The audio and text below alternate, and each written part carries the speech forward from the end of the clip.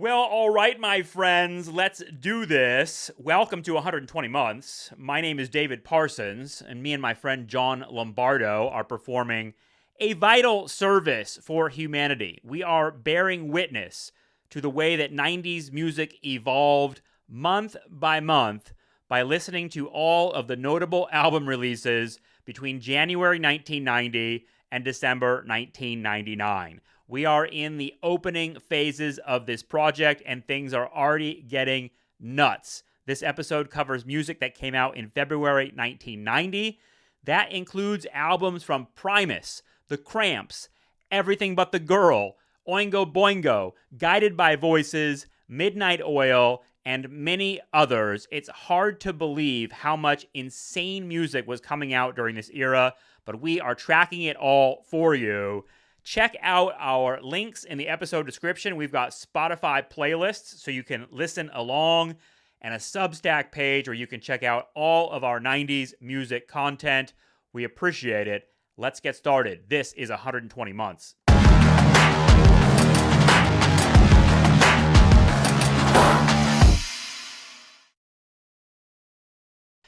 In February 1990, the number one song on the radio, do you know it, John? Mm-mm. It was. Do you remember it? I'm sure you'll remember it. It's by Paula Abdul. It's called Opposites Attract. It's the one that had the music video with her dancing with a cartoon cat. Right. I loved it because I was 11 years old. Okay, yeah. But that's not the music we want to talk about today. I don't know. Well, I don't know. Were you a big Paula Abdul fan back then? So I do recall that video, but I could not sing that song for you. I don't know it. No, We come together because opposites attract. That's it. Who sings that? It's Paula Abdul. Let's leave it that way. All right. So, the cat, whoever the cat is. Yeah, I was pretty checked out of mainstream culture at this point. Like I was fully into the punk rock You were on underground. pirate radio. Yeah, like you know, You didn't even wear shoes. Let me rephrase that. At the end of the 80s, I was actually more there. I had spent most of the 80s like unplugging and trying to be punk rock. So we talked about that a little bit yesterday. Sure. But so it would not surprise me that some of the biggest hits on the radio would be forgotten by me at this point in time. Right. But this is a good month. I'm excited about talking about this. Oh yeah, these are good ones. And you know what? Just a throwback to the first episode. We had decided, both of us, that we really liked the Sundays. Yeah. And I had heard them, and I never really consciously put them into my whatever my cultural mainframe is in my brain, the music that I remember. But I discovered, much not to my surprise actually, that I actually have two Sundays tapes in my house. These are from my wife Claudia's collection. She was always cooler than me. She had those from back in the 90s. Oh, this one has a great cover of the Rolling Stones' Wild Horses on it. Oh, nice. I love that song. They did. It's cool. Like, isn't that a Grant? I think Graham Parsons wrote that song. Did Graham Parsons write that song? That would not surprise me. I don't know that, but that's interesting. That would not surprise me. But, let me show this to the camera because this is the actual one we talked about: reading, writing, arithmetic. And this is the other one that has the And then tapes don't sound that great, really. We have a tape player. I mean, they're all right, but they're old. They fall apart, man. Yeah, they degrade. So. They degrade, unlike vinyl. They degrade. It's the age. Yeah, it is. I mean, we used to. I remember. My first record I ever made was made on reel-to-reel tape. And we had to, the guy told us, in 10 years, this will be gone. Done. Like a lot of the fidelity of the recording will be toast. So what lasts the longest? Maybe, I don't know if it's 10 years. I can't. The longest? Yeah. Well, if you can digitize it, of course, it's immortal, Yeah, I guess so, but I don't... Isn't a lot of streaming music is low quality, right? Wasn't that like Neil Young's whole thing was like Spotify sucks? Yeah, it's the quality. The problem with streaming, we should talk about this on an episode, and I would like to be better prepared to talk about this. But it's the way streaming music here's my quick take on it, and then we should discuss this. Yeah. and we should find an appropriate time to discuss it. But how's tomorrow? 10:30? Are you around? So- yeah, because the playlist for this podcast is on Spotify, and I thought, well, that's the place where still most people are listening to music. so for me, something happened at the end of the 90s where music more and more actually became digitally recorded, like via samples and things. Right. So for me, there's a huge difference in the way that music sounds when it was played out into being and recorded, rather than if it was just created. Most music today is assembled on machines. It's Pro Tools. There's some playing that goes on, but a lot of it's assembled, And it's gone are the days of a group of talented musicians getting in a room and spending months writing material together. That does happen, of course, but in like most pop music, it's because the consumption model is very disposable. It's very quickly made. But we should talk about it at some point. Well, production is interesting because there are some like albums this week or this month, I guess, for February 1990 that I thought the production was interesting on them. There's a lot to talk about there. Yeah, right. And once again, just to contextualize this, it's the end of this really definitive era that was the 80s. And one of the things I thought was interesting that I want to talk about with some of these artists today is I think that just like the metal artists of the 80s, some of these artists, and we'll get into it, they had no idea what was coming. You can tell by what they're doing. Like they were not prepared. They were blindsided by the changes. Yeah. Well, I mean, I think about this. Speaking of the Rolling Stones, I somewhere on this bookshelf is Keith Richards' autobiography, which is a really fun book. Great book. And I didn't know any of the history of the Rolling Stones, but one of the things that I remember about that book is him talking about recording Exile on Main Street, and that they had a setup with with their mics or guitars at like a castle somewhere, maybe in France or something, like a chateau. Yeah. And that they said they would never ever be able to reproduce the sound of that album because it was specific to like the structure of the walls in this place. The music was it's played kind of insane. out into the world, and the environment made a difference, and it meant the kind of room you were in and the kind of mics you used. All that made a difference. Right.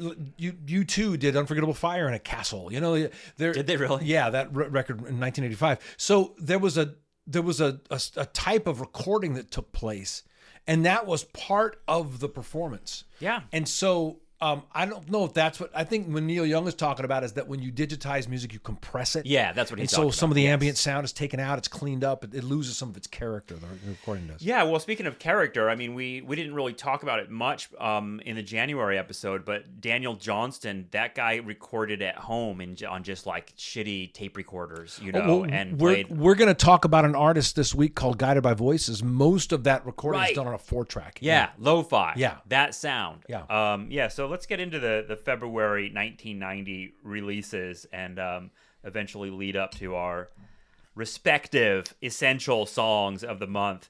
February of 1990, by the way. Yeah. I just want you to know, where was I? I was still playing in a band called Something for Nothing. I was living in Ventura. And what I would remember most about that is on New Year's Eve 1990, I went and saw Tom Waits at the Opium. At the Orpheum Theater. Yeah. That's a Freudian slip. At the Orpheum Theater in San Francisco. It was an amazing night. Wow. And this is from 1989 to 1990 New Year's? 1990 New Year's. We were in line to go in. Standing right behind us was Elvis Costello and his then wife, Kate Reardon from the Pogues. Wow. She was the bass player from the Pogues. They were behind us. We spoke to them briefly. And then we went in and I was kind of drunk and I actually got up on stage and hugged Tom Waits. No way. And he just looked at me. You or no, anything? No, he just kind of looked at me and went, oh, yeah. And I went and got off stage.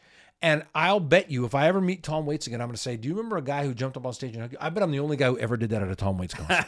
And I bet he'd go, yeah, I remember you fucking asshole. Way. Yeah. So you've touched the man. And then what was happening then was Costello was actually stealing his band to make the album Spike. He was getting Mark Ribot and some of the guys from Waits' band. I don't know that he stole. I don't know that history. Those guys he was getting ready to put that band together to make the record Spike. He made 2 records, Spike and Mighty Like a Rose, where he used some of the musicians that played with Waits. I love Tom Mark Waits. Ribot, we'll get to some Tom Waits releases. He put out some interesting stuff in the 90s. He sure did.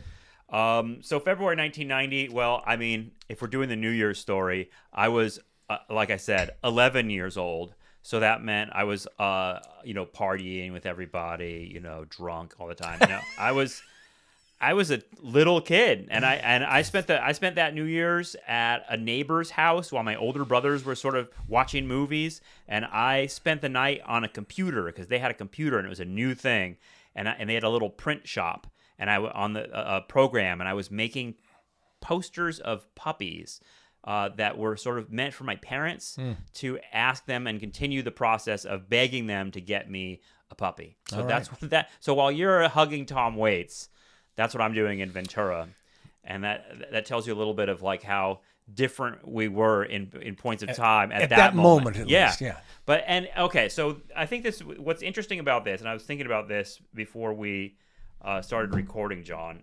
Is this a weird process to go back and listen to the music that I sort of missed or didn't listen to when I was that age? Because February 1990, these things are coming out, and I realize now it came up a little bit with thinking about the Sundays.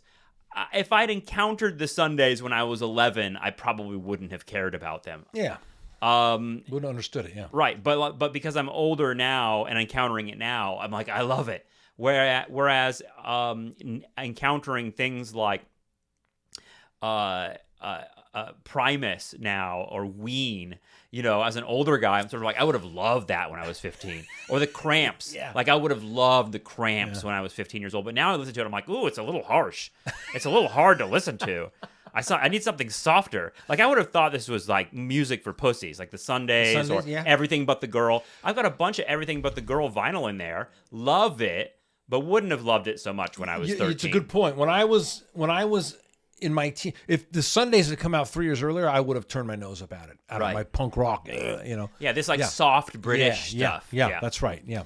Okay, so let's start with Primus, because this is their debut album. It's called Frizzle Fry. Comes out in February 1990. Primus, I think most Americans that aren't Primus fans know Primus through one thing, which is the South Park theme song. Les Claypool. Right? Yeah, that's right, yeah. Were you a Primus guy? Did you listen to that back then? I saw Primus in Berkeley at 2 very small venues back in the early 90s. I saw Primus. I remember one time I saw them in a band called Mr. Bungle open for them. Have you ever heard of them? Yeah. That's Mike. Is it Mike Patterson from Faith No More? Was the lead singer of Faith No More? Yeah, he's awesome. He had his. Am I saying? Is it Patterson? It's Mike Patton. I want Patton. to say. Mike Patton. I'm sorry. Yes, thank you. He's a legend. He's someone who I'm sure will come up on the show. He urinated in a shoe and drank it. On stage, yeah. Maybe in the that's Mr. what Bungle he's most known for. But perhaps I saw Primus a couple times back in the early 90s. They were spectacular. Primus is yesterday when we were talking about the 90s, I said something about the early 90s being this time of all this free experimentation within rock music, like anything goes attitude that was super fun to be part of.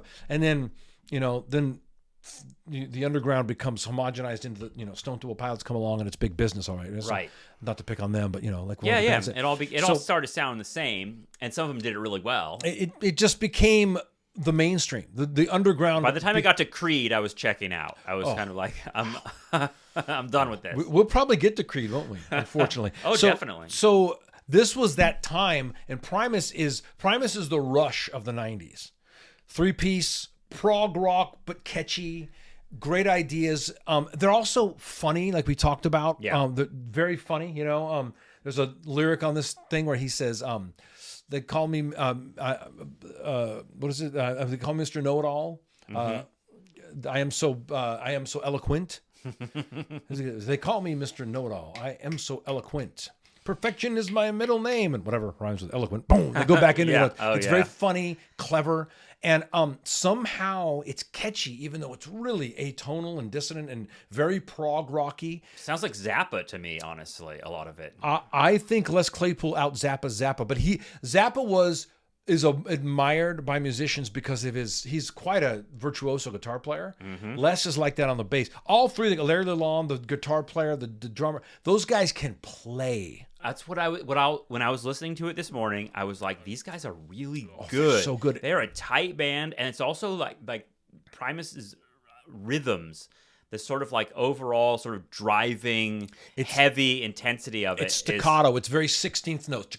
It sounds like Red Hot Chili Peppers a little bit. Like some of it's got that like kind of funk, bass heavy sort of slap bass thing. Yeah. That's my impression of the slap bass. Yeah.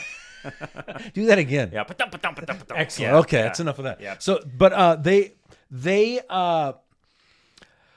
a lot of 16th notes, like in the 1, 2, 3, 4.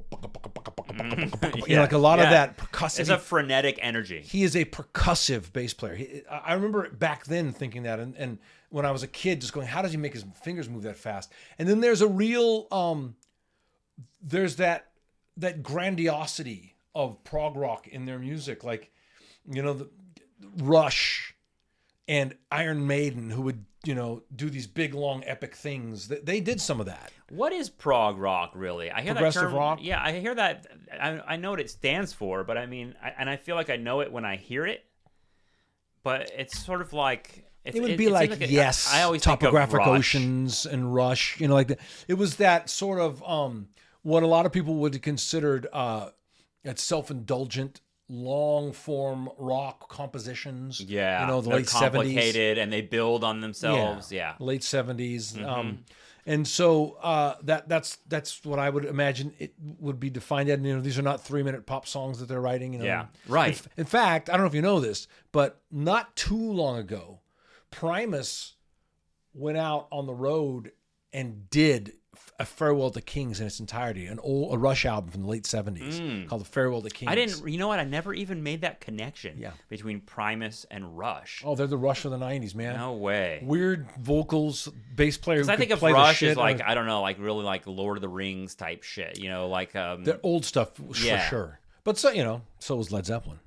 They actually referenced definitely literal Lord of the Rings. Yeah. I just mean like mythological creatures and shit like that. Yeah. They talk like 2112 was all about a space journey, Cygnus X1 going into the black hole, and they had those kind of stories. And Iron Maiden did that kind of stuff too. Iron Maiden wrote about the pharaohs and the Rime of the Ancient Mariner, and so these I remember being scared by people that were into Rush. Like the Rush guys were a certain type. You know what I mean? Like they were all like long-haired weirdos. Burnouts, yeah. But Rush themselves are like known for being nerds. Like Gene Simmons made fun of them.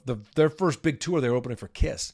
And Gene Simmons would be like, hey, you guys want to come party? And some girls like, no, I'm in our room reading. They're very nerdy, but that's super funny. And I remember when the late 80s punk rock Satan scare that happened.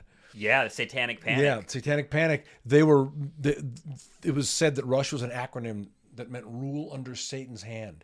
And I remember just going, if you believe that, then you're a fucking idiot. You're a mark. These guys are the most well-educated, straight-laced, I mean, they were singing about science and space and they're just, it was incredible. But anyway, getting back to Primus, they had an incredible run. They did the South Park thing, but Claypool has been, speaking of Tom Waits, do you remember he did the voice of Tommy the Cat on one of their songs? I didn't know that. They have a song called Tommy the Cat, and Waits is the voice. Waits is on a Primus album. And Les Claypool played on some Waits records too. We'll get into those. I don't want to spoil that because yeah, that's interesting. But I mean, there's a sort of outcast thing to both of those. Oh yeah, for sure. Primus and Tom Waits. There's a weirdo undercurrent. Yeah, I Primus think, isn't like a big popular band, but at the same time, they were on MTV. I remember them around. Yeah, they were. But they definitely carved out their own niche, and they had a wealth of interesting ideas. Yeah. Oh, yeah. There's a lot of songs on this album, dude. I enjoyed the Primus one. So the next release of February 1990 I want to talk with you about is the Cramps, Stay Sick, which is, again, I didn't really know the Cramps. I remember seeing bumper stickers of the Cramps and being like, it's an interesting sort of aesthetic because they have like a sci-fi B-movie horror movie thing. Yeah. Were you a Cramps guy? No, I like a certain strain of punk music. The Cramps. So an interesting thing. Lux Interior and what's his wife's name? It's Lux Interior. I think I wrote it down. But it's really just Lux Interior and Poison Ivy. Yeah. They've been around since 1976. Right. I was reading about them and I was like, okay, they're like old school punk music. And by the time I get to 1990, they're like, this is like their 7th or 8th album. So, right. And so to answer your question, so me coming up listening to punk rock music in the 80s, the Cramps just sounded like rock and roll to me. Because that's what early punk rock was. It was like Johnny Thunder's style, like just old rock and roll. Well, that's I was surprised by listening to this album. It's there's a lot of funny subjects, like they're singing like about bikini girls and machine guns and like that sort of camp stuff. That was their first Billboard hit in the UK. Was it really? Yeah. But the sound is very rockabilly. It's got a kind of like they that, even do Jailhouse Rock cover. They do Jailhouse Rock. That's exactly them. Like they're like horror film Elvis. That's what's so surprising to me as an older guy now, looking back at this music that I was scared of, because you look at punk people and you're like, holy shit, they have mohawks. You actually listen to their music and I'm like, this sounds like just any other sort of bar rock. Yeah. Yeah. I was surprised about that with the Grateful Dead, actually. When I was a kid, Grateful Dead was only T-shirts to me that had scary skulls all over them, and so I assumed that Grateful Dead people must have been like listening to the heaviest, hardest music. And then when I listen to it, it's like it's corny happy bluegrass, major chord jamming. Yeah, right. Yeah. That's funny. I never thought of that, but that's super funny. Yeah, of course. Yeah, because there's a lot of imagery of death because of their name. So the Cramps. This record, Stay Sick. Yeah, this record, they never changed. By the way, they always sounded like this. They sounded like they're the soundtrack to a Quentin Tarantino retro, film, an ode to Roger Corman films. That's a good way to put it. Yeah. It was that heavy reverb. It's called a spring coil reverb, the old style reverb on the guitars. Almost like a surf guitar type Almost thing. like surf guitar. That's right. Yeah. Spring coil reverb, and then the imagery is very sexual, very violent, very not in a graphically violent way, but like in a horror film violent way. Right. Like talking about how Adam and Eve did it in the park and that, that kind of stuff. So they were always like that. This is not in any way the Cramps weren't going, well, it's the 90s, we got to reinvent ourselves. No, they were just being the Cramps, as they always were. Well, they're funny, and I think they probably had like a big following, but a very specific following. Last year I was at the Rock and Roll Hall of Fame in Cleveland, Ohio. Oh wow. Name dropping once again. And I don't know Cleveland, Ohio. Oh, you need to know Cleveland. Yeah? No. Do I really? No. So the Cramps, one day I'll go there. The Cramps have a little thing in the Rock and Roll Hall of Fame. It's a drum head that I think it was Lux Interior put his head through on stage at like Max's Kansas City or something. And then urinated in it. And that's maybe so. Yeah. Mike Patton came along. Lux Interior is a great name. Yeah. Apparently he got it from a car ad. Yeah. Well, I think we're going to learn that Everything But the Girl, they got their name from a sign that was on a furniture store in their hometown in England, and it said they sell everything but the girl at the store. And I'm kind of like, what a weird thing to come up with. Well, should we jump to them? Yeah, actually, that's the next album I want to talk about. Everything But the Girl, The Language of Life, which I told you I have a couple of their vinyl records. I don't have this one. I learned reading about this one coming out in February 1990.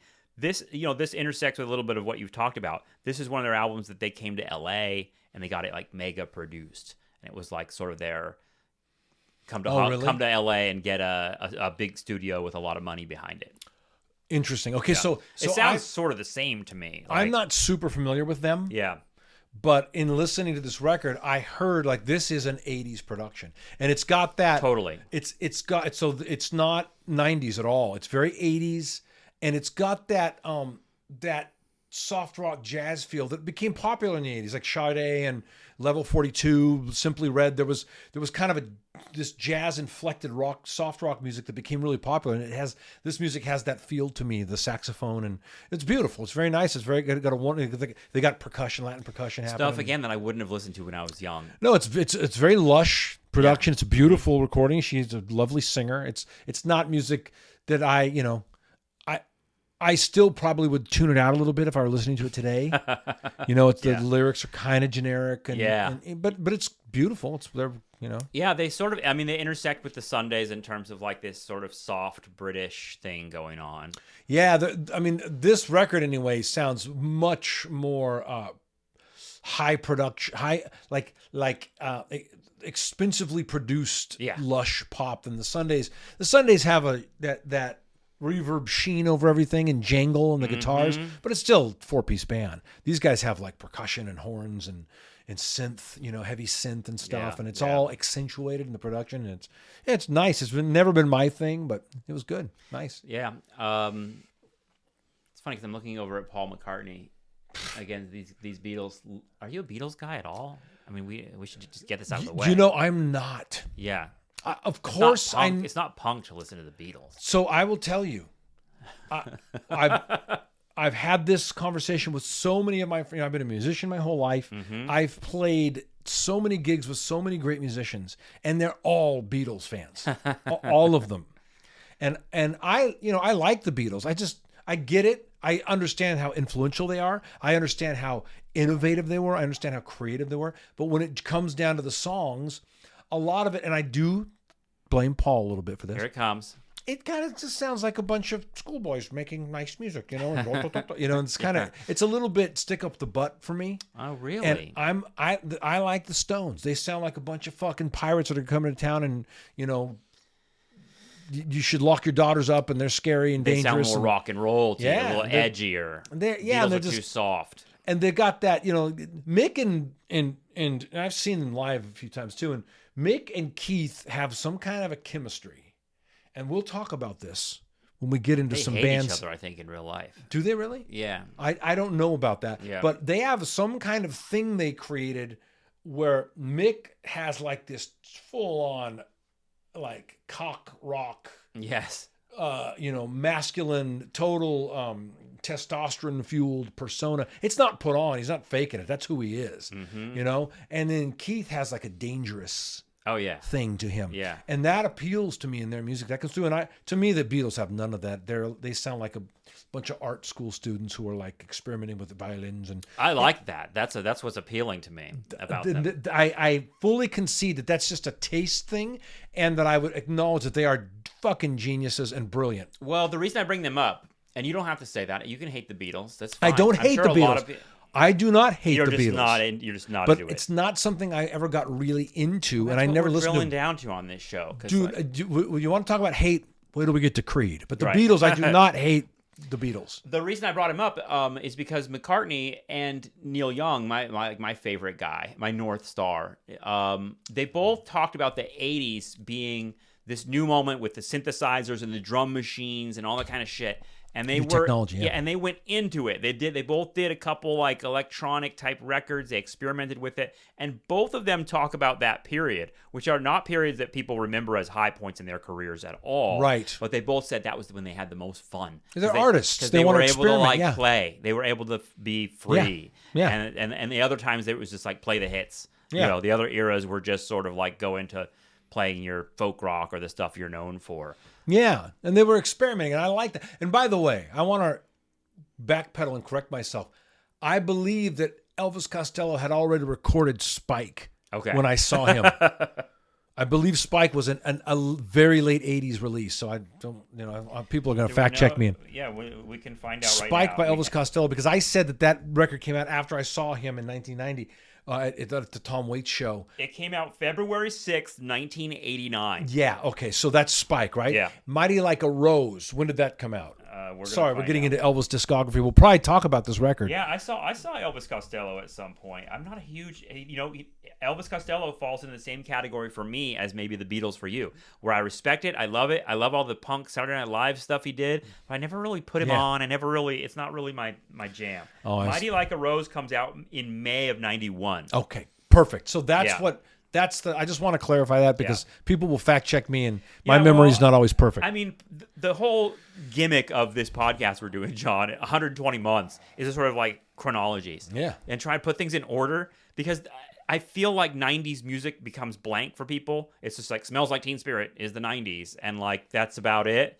And I'm trying to I want to recover what actually happened so much in the 90s. And like looking at these lists, I mean, you're thinking about, okay, so far we've looked at Primus and Everything But the Girl and the Cramps. Weird mix of things happening. The next album I want to talk with you about is Oingo Boingo, Dark at the End of the Tunnel, which was one of their later albums. They'd been around for a while too. Yeah. They're another band that I would put in that category of they were always around. I had a roommate that was obsessed with Oingo Boingo. Really? I never got into it really.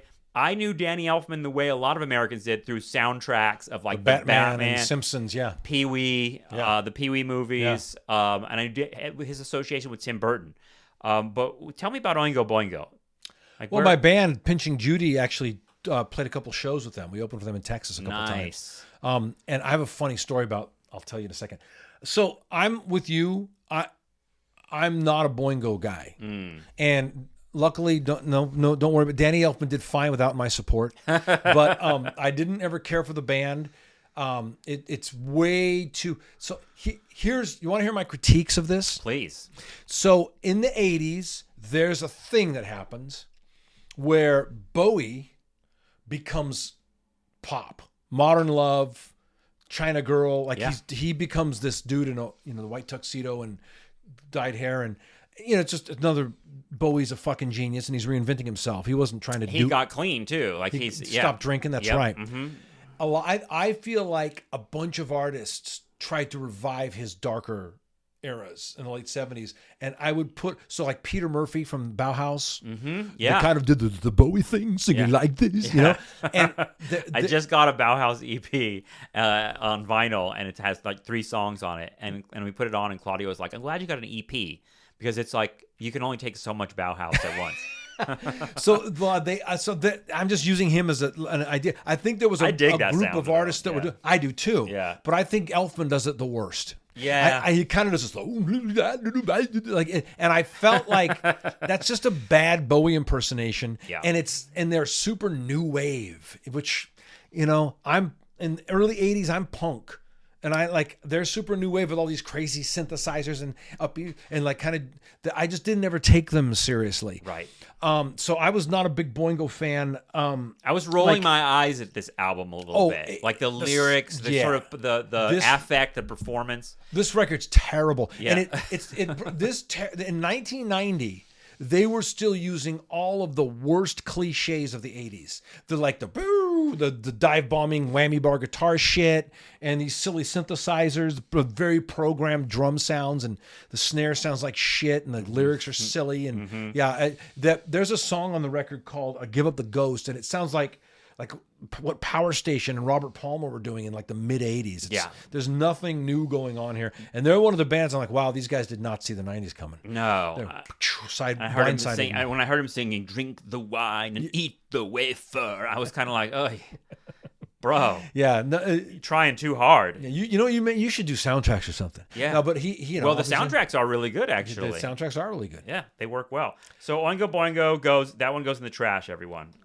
You feel free to listen to it. Dark at the End of the Tunnel. Before you move on, you want to hear an interesting Oingo Boingo story? Please. Because we probably won't discuss them again. They only had one more record that they released before they broke up. This is the Oingo Boingo's final appearance on the podcast. It probably is. They did make another record in like 94, but they had changed their name to Boingo at that point. And it was just, but if you go back and look at older Oingo Boingo, like when they were in back to school and doing Dead Man's Party and stuff, the keyboard player, God rest his soul, his name is Michael Bassich.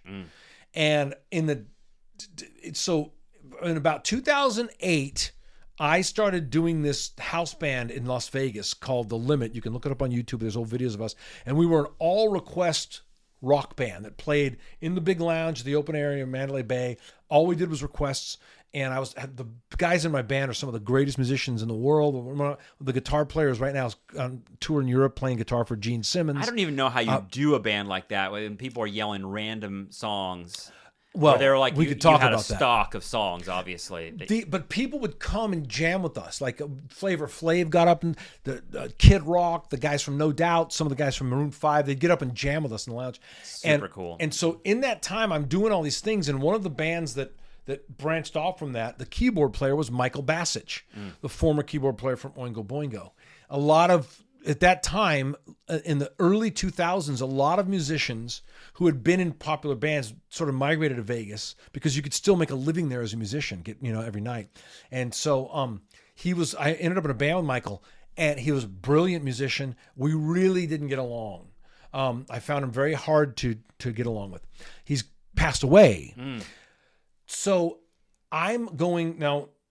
One time I'm going into town for a gig, and this is shortly after Michael had passed away.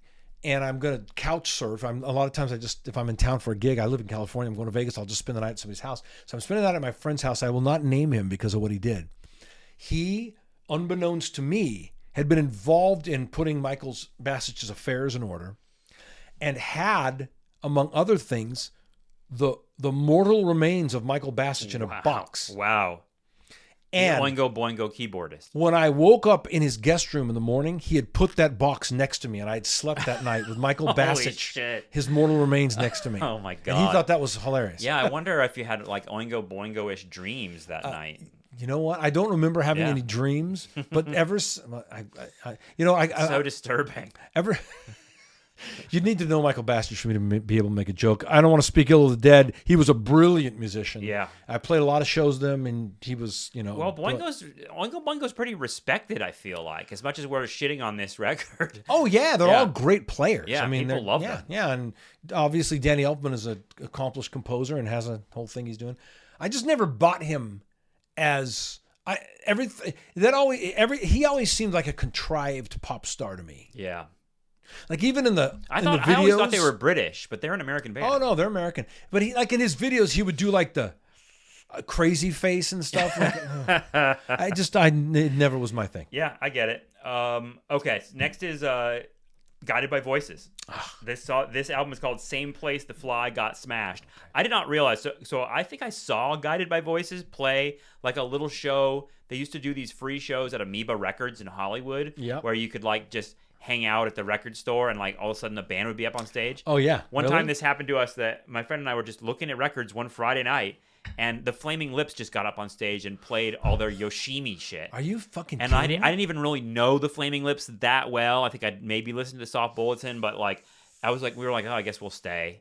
And we ended up watching them. Like, Wayne Coyne is like 5 feet away from us while we're watching this. That happened with Guided by Voices too. And I was like, who the fuck are these guys? I didn't know. But then I realized reading about them now, this album by Guided by Voices comes out in February 1990 called Same Place the Fly Got Smashed. And this is one of 41 albums. 41. Good Lord. Robert Pollard was, they started in like 1982, I think. Yeah. If I'm not mistaken. Yeah. Early 80s. They were, once again, like most of these records are, so they're another example for me of a few things I've talked about. First of all, Guided by Voices, doing their own thing and a wealth of ideas there. And I actually feel like that was almost a disadvantage as a fan of their music. Like, it just sounds like you don't need to record everything you think of. That's what's intimidating about getting into a band like that. Yeah. It's sort of like, well, 41 albums, where do I even begin? And that's where you need, for me, I always needed music criticism and guidance. To like, tell me which one is the best album. High album count and high song count per album. Most of the songs are less than 2 minutes. Right. And it really, and they did it all, like even, so they got signed to a label called Matador Records. Where, they Superchunk and Bell and Sebastian. Yeah, famous indie label. And even after they had to deal with Matador, when they had a 5-figure recording budget, they still just went in this little room and put everything down on a little 4-track. Like, that's just the way. And I really feel like I don't think they rehearsed. No, it sounds very homemade and off the cuff. I think they just started playing something, and Robert Pollard maybe wrote down a poem. I'm making this up. I don't know if this is true. Are they like 2 guys? Well, no, there's like 6 people. There's a bunch of them. Okay, but there's been Robert Pollard is the only person who's been there from the beginning. That happens a lot with bands I read about. The bands have been around for a long time. It's like, really, it's just one guy. Yeah. And they exchange, out all the different musicians. Yeah. And that certainly describes them. So what do I listen to Guided by Voices? What do you think about this album? It's not, so I used to, so in the 90s, I enjoyed Guided by Voices and thought they were really cool. I haven't listened to them in a very, very long time. I could go back and look at a discography and probably say, "Oh, I remember I like that record." Mm-hmm. But they have, like you said, they have a lot of records, and the problem for me is not which record is the best; it's the songs on the record. I feel like every record has 4 really cool songs on it, and the rest, it's just a mush. While I respect that they just did it, whatever they wanted, I just go, oh, I don't know if I could ever listen to that again. It's some of it's just really, but it's rough. A lot of it's like rough and screamy, super rough, screamy, and it can be. It's not always a band playing either. Sometimes he's just doing a thing on, they're just doing a thing on the guitar and he's singing something strange along with it. It feels like fragments of ideas. That's what I'm saying. Yeah. I just think they went, here's an idea, let's record it. Yeah. I don't think that, and there's something cool about that. Like there's something really raw and there is. And something I think to speak about the creative process. I mean, you talk about like the overproduction, ruining music. This is like the opposite. The opposite. There's no, but theoretically it's cool. But as a listener, it's not always cool. It gets kind of rough. And I wish that they would have taken all those ideas and pared them down to the top 12 and made a record out of those. Yeah. Instead of releasing all of them. But that was their way. And that was what they always did. And that was just what they were known for. And they were also known, I don't know if you know this, but they were he was a very energetic performer live. They were known for their live performances. I remember this. Yeah. And they were, they were drunks. This album I think is like an album that's like a concept record about alcoholism, as I was reading about it. When they finally you wouldn't gather that from listening to it. You have to like sort of. Well, if you look at the 90s, know that. If you look at the 90s, you look at all those famous bands, the 90s that were doing, they would have been most of the bands that we're going to start talking about pretty soon. They would have all been underground bands in the 80s. They would not have been mainstream. That changed in the 90s and they became mainstream. And so you had like. Guided by Voices had a hit song, and they had a hit song. They did. I'll have to go back and look at. I mean, it wasn't top 10, but they had a song that got a lot of attention. Like even the stuff we were talking about with anyway yesterday. The underground kind of became mainstream in this era, and they'd been doing it for a long time already. Robert Pollard was not young in the 90s. Well, the same thing happened with REM, right? I mean, they'd been around for a long time before they broke as like a major mainstream band. They had, but like their first album, Murmur, came out, I think I want to say in 80, it's either 81 or 83. Murmur Flaming Lips too, honestly. Flaming Lips, right? Yeah. I think they started in like 79 or 80, something like that. Yeah. Wayne Corn's not a young guy. They're almost a 50-year band. I can't wait to talk about Soft Bullet. I love that album. I just got that one on vinyl, dude, and it's fucking awesome. They had another record that had a hit song on it before that, and I don't want to go off track. She Don't Use Jelly. Yeah. That's a very 90s shit. We'll get to that. If I had to get, I don't know when it's going to show up, but I think probably early 90s somewhere. That record was early 90s. Yeah. That's called. Oh man, I can see the album cover. It's like an amp and a cable. What is that called? Transmissions for the Satellite Heart. Yes. Yeah. Yeah. Okay, so the next two I wanted to talk with you about from February 1990 are 2 Australian bands. Mm-hmm. I don't know. The Church is their album Gold Afternoon Fix and Midnight Oil Blue Sky Mining. Mm-hmm. I can just say I'm not terribly familiar with either of these bands, although I do have a record of Midnight Oil, their big one, Diesel and Dust. Yeah. And I really love that album. There's something really cool. About it. They sound really good. They're a great band, very much of the 80s. Yeah. How can we sleep with that's a very 80s song. Yeah. So environmental themes, like on that album, the whole thing is environmentalism. That's what we need to discuss here. Yeah. Another example, in my opinion, at least in the United States of America. They had a career before they're an Australian band. They were very popular in Australia before and after their popularity faded here. So in Australia, they have a career and they have it's a different vibe down there. I was in Australia just this past April. I was down there for a wedding and spent some time. It's a long journey, man. It is a long journey. Yeah. Yeah. Always wanted to go. I'll tell you something, man. Being in Australia, and I was mostly in Sydney and around Sydney, in those beach areas like Bondi and Manly and places like that. But it felt like being in America in the 80s. It did. What do you mean by that? Like everybody's having a great time. Love it. It was it's a beautiful place. And so they're very Australian. I mean, they're wearing Crocodile Dundee hats in the videos, like they're out back. Right. So they're very Australian. They wear it on their sleeve. but they must be put into an interesting context. And they're another band, I think, that in the United States, with their popularity being, they were hugely popular for a while, they got blindsided by what the 90s became culturally in the United States, because you got to look at Midnight Oil through the lens of musical activism, right? Which had its moment in the 80s with Live Aid and We Are the World, and bands like U2 talking about big issues and making big hit songs about war and you know what I noticed Neil about Young, U2 though, because what? I've been listening to their records lately, and I'm sure we'll get to some of their '90s output. Yeah, but Achtung Babies in '91. yeah, and we'll get to it. But Zooropa remains one of my nostalgic favorite albums. I know a lot of people don't like that one, but that's the cult U2 album for me. But listening to, so I have a bunch of their records, and like listening to U2's progression, they start out very social issues, political, singing about war. When you get to Joshua Tree, which was their first mega hit record, yeah, it was like they're singing With or Without You. It's much more like in the love song vibe. It's not as directly about the Irish Republican Army going to war, all that kind of shit. There's still, touches of social justice there, but the less direct they became about politics and the more they became about relationships, it seems like they succeeded even more. For sure. And we're going to find out when we talk about Achtung Baby, they really walked all that stuff back in the 90s. They kind of they read the room, right? Yeah. So, but with Midnight Oil, their whole record is that, Beds Are Burning is about the mistreatment of Aboriginal people. Mm-hmm. Yeah. In Australia. That's what they were doing.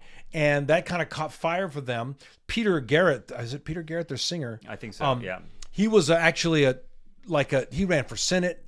He held the title. So he was directly political. He is like a minister of climate change or something down there. So he's very political. Peter Garrett. Yeah. Very much an activist, famous for the dancing that he did.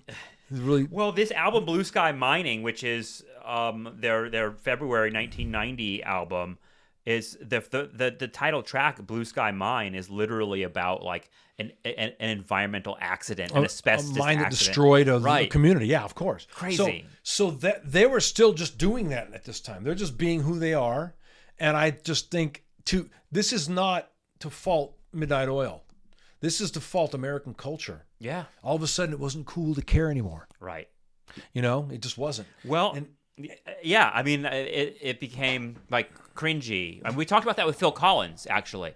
Interestingly enough, the number one song of January 1990 is this song by Phil Collins, Another Day in Paradise, which is a song about homelessness that a lot of people were like, that's a little too direct, too on the nose. There was something cringy about it.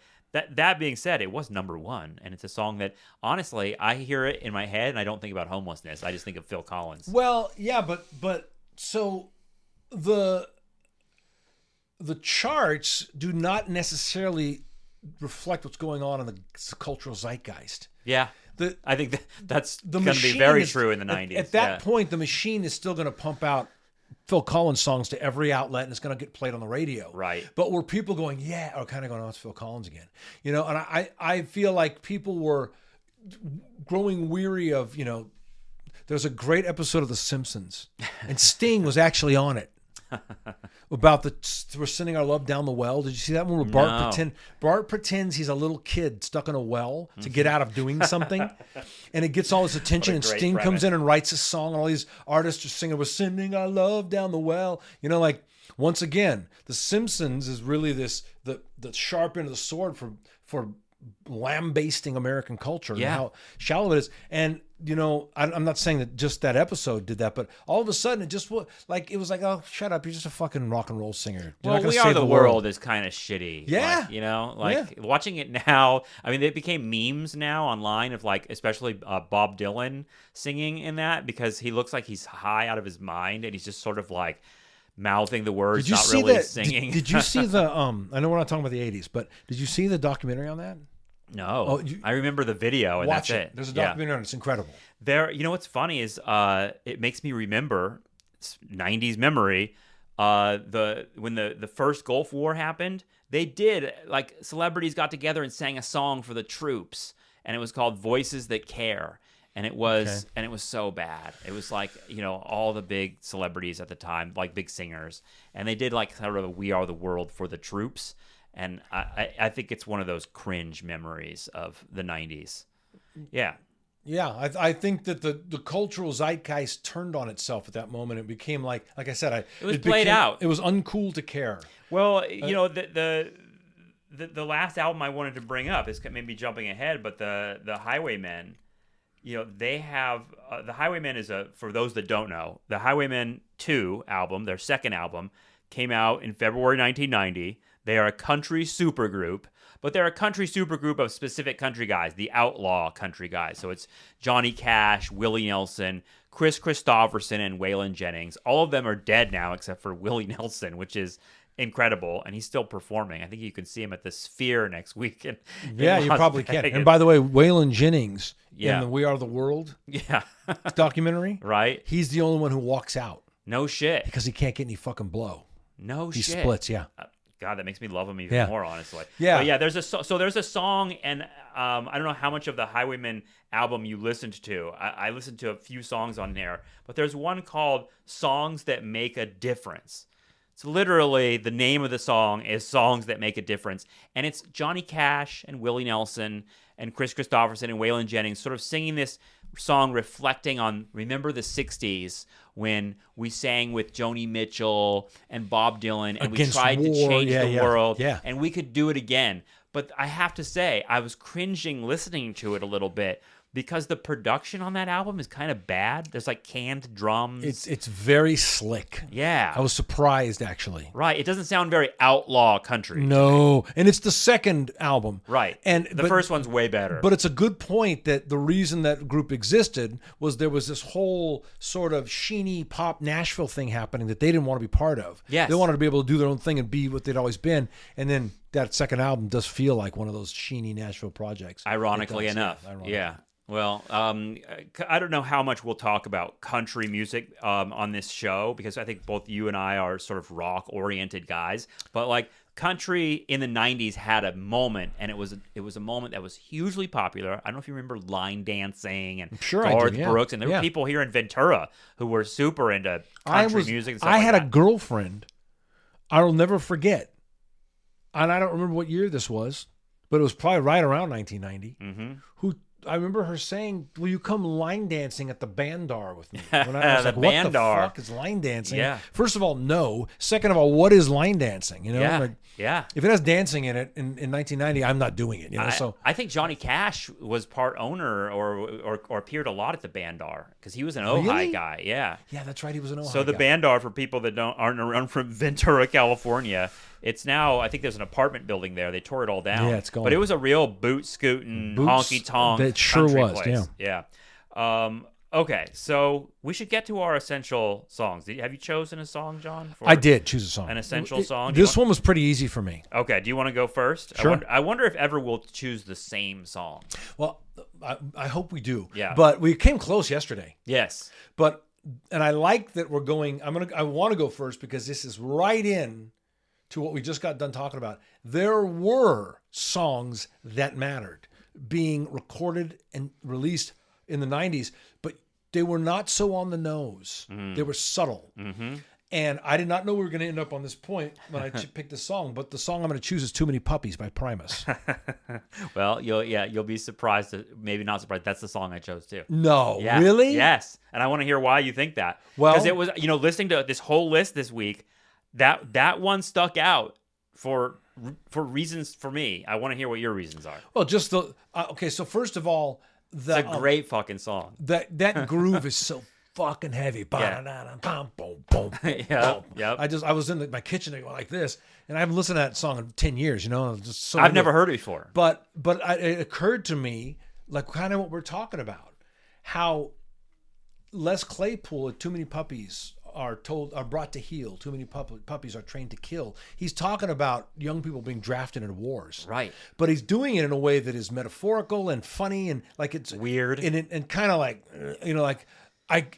this is wrong, but I don't really care. It's kind of that there's a once again a reference to Simpsons. There's an episode of The Simpsons where Lisa meets these other young kids, and she goes, the kid goes, "I'm part of this he names the generation, and he goes, we feel neither highs nor lows. You know?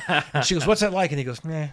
You know, so Love it. I feel like that was the 90s. It was like you just acted like Whatever. Yeah. oh well, whatever, never mind. I mean, that, And the Ben Folds 5 album, Whatever and Ever Amen. yeah, Right? yes, Like, the kind of that's like the whatever. 90s. And I thought Les Claypool, not trying to be part of that time, because this is 1990, he has no idea what's going to happen. He was saying that's all fucked up, all that worship, but whatever. Yeah. You know, and that it's a great song, because personally, look, I get the corny part of it, I do, but I miss that. Yeah. I don't give a fuck about Sabrina Carpenter being the espresso that keeps you up all night. I'm so sick of these aren't even artists anymore. They're personalities talking about themselves, right? Just talking about how cool they are, or at being at the club, or like all the music is so self-aggrandizing lyrically now. Simple, stupid, self-aggrandizing, all the pop music. I would like to hear a few people sing some songs about some real issues. Yeah. If they can do it artistically. Right. Like, I don't want to hear a kind of straightforward 60s style folk song about climate change. Right. But I do like the sardonic attitude, the sarcastic thing. You have to package it in something that. So the reason I also chose as my essential song of February 1990, Too Many Puppies. That's incredible. I by can't Primus. believe that. And the reason I was thinking about Rage Against the Machine while I was listening to it. Because I was like, okay, this is almost like Rage Against the Machine through through the Looking Glass acid version of that, because Rage Against the Machine is a very kind of straightforward politics band. Their songs are just like protest songs. Yeah, that's right. Yeah. Fuck you, I won't do what you tell me. Like, it's very and it works, but Their rage. Yeah. Their medium is rage. Right. And that's what they do. Yeah. But Primus, there's also just this heavy guitar thing going on and heavy drum thing going on. I had it on my system earlier. It sounds so great. Like, it's just a big beats going on. And I love them coming at this issue, like you said, from a sort of sideways place, from a sort of, they're kind of weird. They're kind of like the way he's growling with his voice. Yeah. Like the way he's almost doing an accent with the way he says puppies. Something interesting I love it. As a musician, I will tell you that he sings that song out of tune. Yeah. And yet it works somehow. It's the weirdest thing. That the note it keeps you on edge. He's just it does. It creates a tension almost. Yeah. And I don't know if he intended to do that, but see, that's what I'm saying. Like, I like protest songs and so, but I want to hear them done by artists. Yeah. I don't want to hear, Taylor Swift play a G chord and go, war is bad. Yeah. I'm not going to diss Taylor Swift. She's actually a decent songwriter, but and she doesn't really do stuff like that. She doesn't. Yeah. There's a guy on Instagram that I fucking can't stand that does like kind of folk, the long-haired guy, Dylan stuff. Yeah. And he's got like a song of the week that's always about like, whatever's happening in the news about ICE or Trump and stuff like that. And it's something about it that's so direct. It kind of bothers me. It's not like my thing. Yeah. It's very derivative of something else. It's not entirely original, but at least he's doing it. Yeah. And the response and the fact that so many people are in the comments being like, we need this music, like that sort of thing. It tells you that there is. What is his name? I don't know. I'm going to find it. I don't even know. I've made a point of not knowing. And the other thing I'm probably being totally unfair to the guy. But every time I see him, I'm like, oh God, what's he going to sing about now? Yeah. I've been aware of him for a while. And I, at first I went, okay, he wants to be Bob Dylan. I get it. Who doesn't? But Dylan gave all that shit up a long time ago, right? Like, he doesn't sing straightforward protest songs. I'm trying to think what we're going to get into with Dylan, because Dylan released some records in the 90s, of course. I think we're going to get into like Good As I've Been to You and like Modern World Times Gone Wrong. Maybe Modern Times is in the 2000s, actually. Good Modern Times. So the last record that he released in the 90s, I believe, maybe Modern Times. He did in 1997. He did the one Time Out of Mind. Time Out of Mind. Yeah, great fucking record. Yes. Produced by Daniel Lanois. We'll get to that one. But in the lead up to that, he is Under the Red Sky. No, that's still 80s. He did a couple. He did 2 records in the 90s. We'll get to them. One's called Good As I've Been to You. The other was called World Gone Wrong. And it's just him with an acoustic guitar playing ancient folk tunes, like old Froggy Went Courting and he. Yeah, I love that shit. It's super cool. But you know, just a real quick aside to Dylan, in the 60s, he wanted to do that and say what he was saying until everybody expected him to say that. And then he went, no, that's not right. Right. You know? Yeah. And he's a contrarian. He's a real artist. I get it. I understand that. You don't want to be pigeonholed. And as soon as people started saying, Bob, join our movement and you're our voice, he was like, nah, I quit. Right. You know, and then I'm going to go play a stupid rock and roll song, you know? Yeah. So that was what drove him away from all that stuff. Yeah. But I can't remember this guy's name. The other thing I want to know. I'm sure people have seen him. And real quick before we go, the other thing I really want to know, because I didn't say it, I got to say his name. I got to honor him. I don't remember the name of Primus's original drummer. I said, so it's Larry Lalonde was a guitar player. Of course, Les Claypool. But the original drummer of Primus was Vince Parker? No, Tim Alexander is who I'm thinking of. Okay. Yeah, there you go. Tim Alexander. I wanted to say his name because he's part of that big, beautiful groove that they're creating, and we should honor him. Yeah, yeah. There is something beautiful about Primus. They were. So I didn't know this would happen, but like, you know, I create these lists for us to sort of like listen to, see what stands out. I want to sort of recover what was going on in this particular month of album releases. I didn't anticipate that like one would just obviously stick out, but for this particular list, February 1990, it was definitely Primus, Frizzle Fry. The album stuck out to me as just like the way it sounded, the attitude. I'll be listening to it again. Me too. I loved it. Thank you, John. What do you think of my T-shirt? It's great. One of the greatest film characters of the 90s. Yeah, that's right. That is a 90s Big Lebowski, movie. 1998. Yeah, you know what's funny is Lebowski became such a cult movie that it feels like very recent in a lot of ways. But it came out in like 1998. 98, yeah. Wow. All right. We'll see everyone next month.